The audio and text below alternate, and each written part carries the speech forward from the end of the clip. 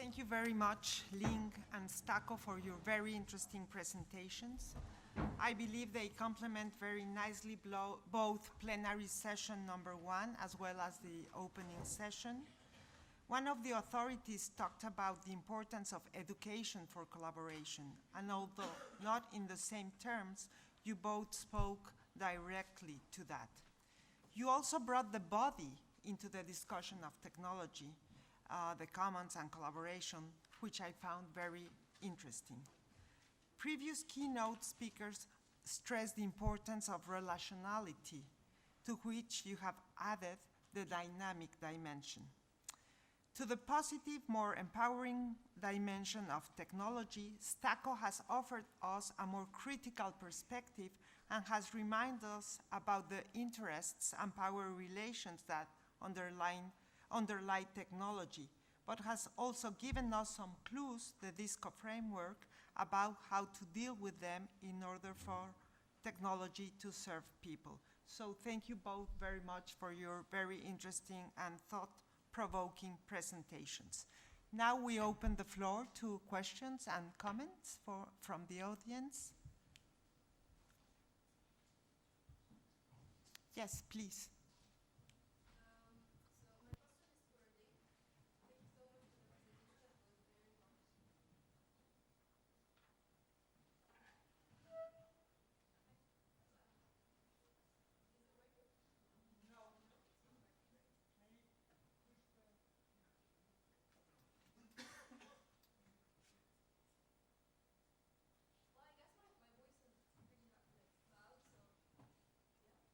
Is it now? Yeah, it's working. Great. So I really admired your presentation, Ling. It was amazing. Like honestly, this link to technology and how it could somehow connect people once again. My question is regarding the period before implementing the project. Like for instance, we see inside the CAT the students were actually involved in the creation of the project. However, in other projects like the startling crossing and also like the mirror deck and so on, we don't see the people as an active participants since the beginning before the implementation. So my question is, were there some kind of a sociological assessment before implementing the project in order to understand whether the people need this kind of project or not? Or was there any kind of conversation with the people before implementing these projects? That's it. Thank you. Thank you for your comments. I think based on, it's really down to practical assessment in a sense. For some projects, given the basis of the commissions, they are already doors that can be opened to the stakeholders. I think for us, whenever we go into a new project, our motivation has always been to figure out who are the right stakeholders to be involved in which stage of the process. Because the thing, for example, with the Cinder project itself, it is natural in a sense to involve the students and teachers at certain part of the project when the concept is already somewhat there. Because like what he was saying, you sort of need a framework in order for collaboration to happen. So you can't possibly get everyone into the same room from the beginning and then think about things that in the end will take many years to figure out. So for us, Cinder has a strategic, in a sense, layering of when collaborators should be involved. Whereas for Starling Crossing itself, this, in a sense, like I was saying, is still a prototype. This was the first deployment that we did. Right now, we are actually working with an engineering company to figure out how we could actually deploy in actual public spaces, in actually the roads of public streets. And from that point, it was actually involving a lot of stakeholders that were involved in the manufacturing process and also the local residents that is around the site itself on how it's going to be deployed. So I'm not sure whether I'm answering to you, but it's really depending on the project and how we actually came in from which point of view. Yeah. Another question? Please. Troncoso, I want to know how you distributed your beautiful plan. Oh, score. I wanted to know how you distribute your wonderful plan. How does it? Is it viral? Is it casual? Do you have a plan? We have a plan. So how to distribute, I mean, if you're talking about outreach, part of that is listening, meaning do not presume that you know how to distribute before you listen to the communities that you're kind of like trying to communicate with. So I think that part of that is holding workshops, going to spaces, and just the Zapatista thing is you learn by listening. In the case of guerrilla translation, it's always been viable. It took a long time to get off the ground, to get the legal form right, but just by virtue of doing the pro bono work, this gave us, I hate this bloody word, but I'll say it, this gave us a huge social capital. It gave us so much visibility that we never had to search for translation work. It would always arrive. So there's this kind of like gift economy kind of sense that you give, and you give heartfully. And also, and this is part of the Disco vision, because we were so close to the P2P commons world, it's not only that we were familiar with the technical vocabulary, but we were part of creating it. And it's also, I don't know, as a translator, if you're translating something for the bank, you're totally bored. You want to do automatic translation. We do handmade translation. Why? Because we're passionate about the things that we translate. So when we translated David's book, the book actually reflects conversations that we've had. So, you know, we put a lot of it. We think that they're viable because they're based on economic needs, not economic speculation. And I think that within this affinity networks, I mean, you know, if you have to go to a lawyer and there's this like disco legal co-op, wouldn't you go to them? You know, so that's kind of like what the viability plan for other ones beyond ours is based on. Culture Stake is based on the arts, and it's not such a high level of development right now, but there's a lot of capital in the art world. But, you know, there's art and activism, and there's tensions over there to be explored. But yeah, I think that the viability is important because, again, we want livelihoods for people to turn their creative capacities to worthwhile efforts. Thank you. I think there's a question over there. Could you please pass the microphone to the... It's about the same question, but on your topic, Vasco. You start talking about blockchain as security system, a lot of property right and so on. But you conclude on Disco system, more autonomy, more multi-layered, more with modularity. So I could go to effective question or philosophical question. Effective question, what about security inside modular system? So you argue for different modular roles, diversity of security, or you can go to physical debate. You can be oriented to diversity, but diversity challenges security. And we have to open this question, because if we stay on the face-to-face debate, guerrilla facing capitalism of security versus property right and so on, it's the blocking debate. So moving to debate modularity, diversity, and security would be more interesting in my view. Perhaps you have some example of Disco software, Disco system implementation illustrating this trade-off here. Yeah. I kind of like extract a question from what you're saying about the... So the stack contains components which are developed, but they're not working together. And it actually leverages the strengths and weaknesses of some of them. So ActivityPub is really good. I mean, it's used for like social networking, but it's also can be used for value flows. But it raises not security concerns, but certain vulnerabilities which can actually be remedied by interplanetary file system. And like we say, it's a dual layer architecture, meaning that we have these more lightweight tools within the Disco, but then we compress it and put it on a public blockchain. We can also use the blockchain for data access through Solid, maybe, meaning that the blockchain can give you certain permissions if your tokens say that, okay, so I'm part of this Disco and I can interface with this one so I can access this data. But of course, data privacy is very important. But at the same time, beyond the mechanistic systems, there's also the trust. There's also the conversations and the things that you're sharing, which even though they're reflected digitally, they also have this tacit dimension, which I think is also worth talking about. And not only that, but also putting in the design of the systems. So we're not contracting outside technological players to design this. We're actually making the Guerrilla Coding Collective. And the Guerrilla Coding Collective uses the same economic model. So they're kind of like guinea pigs, the same thing, the same way that we're guinea pigs for what we're doing. And over here, I'll refer to this slogan that was reclaimed by South African disability activists, which is nothing about us without us. Meaning, we don't want the people to code the systems that regulate our lives and our choices to be totally away from us. We want to be part of those conversations. And we think that we need a lot more feminist coders, and we need more more of that in this space and also in the privacy space.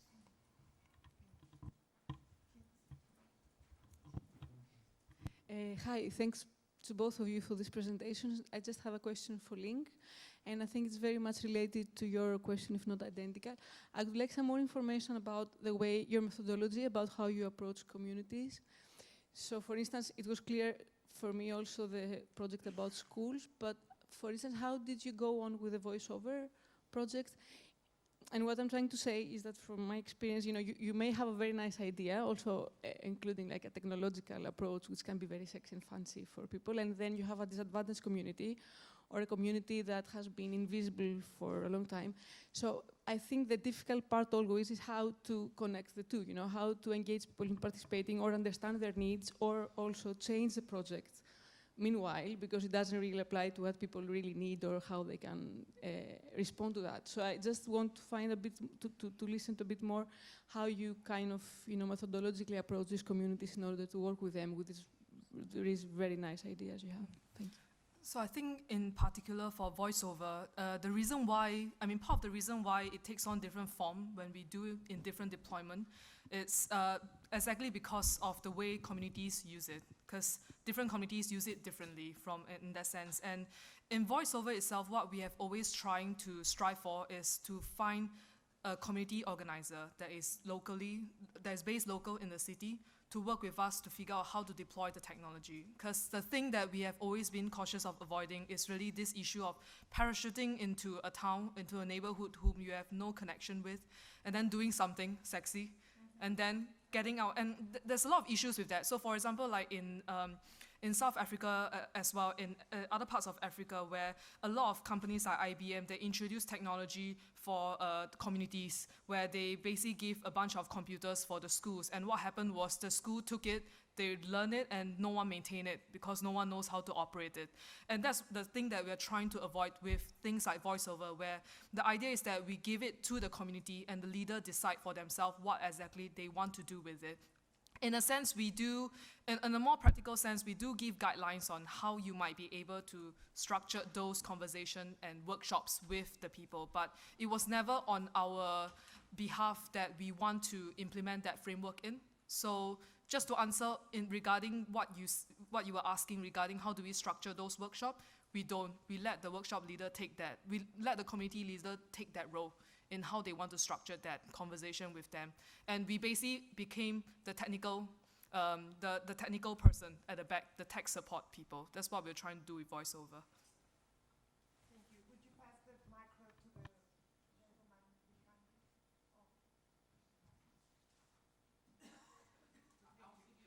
Quality data and what you do with that with the communities, so how you engage with it. And I'm thinking about issues of responsibility in societies like the UK. So what type of data they have access to. I can imagine some people would be alarmed, but knowing there are PM 2.5 levels that are beyond what is recommended. So what happens? Do you, or the data is something that goes beyond your experiments with the community? Because you told us that data was something you were gonna do in the future. So how that works? So I'm not sure whether I understood. So I was really interested in your air quality project. Mm-hmm. So what do you, if people are kind of like having access or discussing data between what they perceive and what's going on with the sensors, how do you discuss that? And what sort of things emerge when people think about the health effects of PM 2.5 in their bodies and their lives? So that's basically the thing. What happens with the data?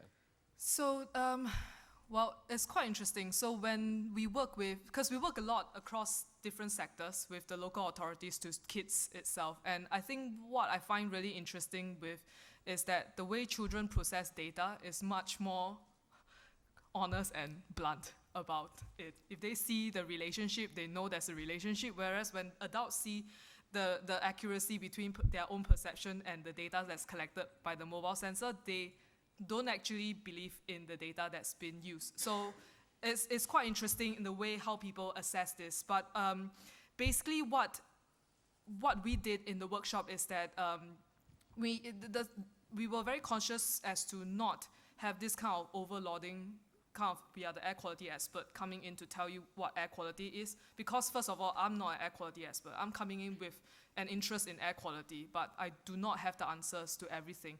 So when we come into the workshop session, what we always do is really just to encourage conversation with people. And what happened is a lot of times the people already have the answer to things like PM 2.5. How do you assess? How do you measure all these things?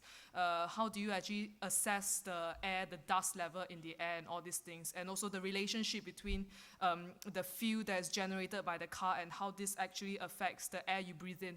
So a lot of people already has the answer to this, especially in UK, the Tower Hamlets area where I work in. Because in Tower Hamlets, it's actually one of the most polluted town in London.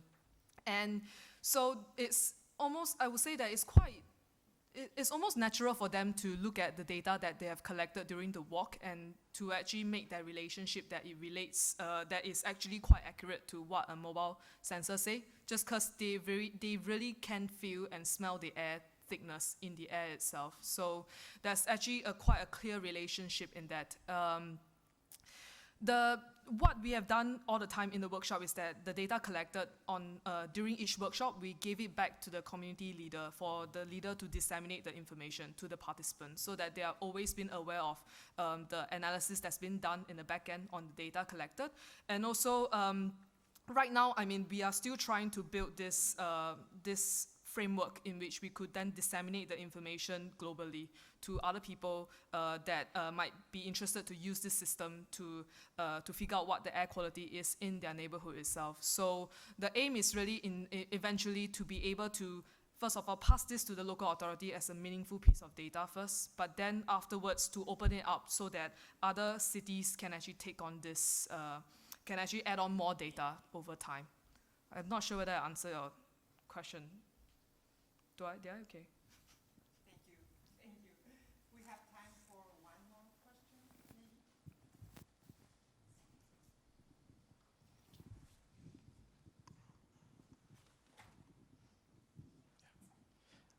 Thank you very much to the two speakers.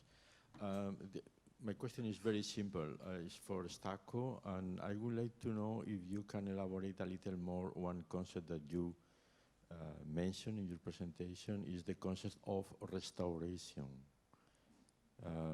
War is the future, restoration is the future of war, something like that you mentioned. For me, restoration is something that came from the past, but this is the perception. But you can elaborate a little more, I appreciate it. ¿Es this on? Voy a contestar en castellano, then en inglés. Son acepciones distintas. O sea, cuando lo dices en inglés, restoration, hice Bellas Artes, o sea, que para mí en castellano restauración tiene más que ver con cogemos esta silla a Luis XIV y tal y le hacemos una cosa. I switch to English now. There's things from the past that are important to restore. So, for example, if you look at the ecological data of how the planet used to be in the 1950s and the atmosphere and how much rainforest we had, I would argue that that is something worth restoring. To me, this is semantics, but I think that semantics are important to explore. And I can understand that some semantics that I'm comfortable with may not make you some comfortable or have other understandings. But when using that particular word, restoration, I was thinking about the commons, because to me, the commons is the de facto mode of social relationality that we've had since the beginnings of, becoming a species that thinks it's so intelligent that it had to call itself sapiens twice. I think that the same way that a lot of this is predicated on, wait a minute, co-ops actually kind of like codified the commons into something that was legally, being able to interface in markets, but then co-ops have lost commoning. So you can talk about a restoration of commoning within co-ops, etc. That's my view of it, but I can understand that there's different understandings. Well, thank you very much. Thank you very much. We will start again at 3 o'clock.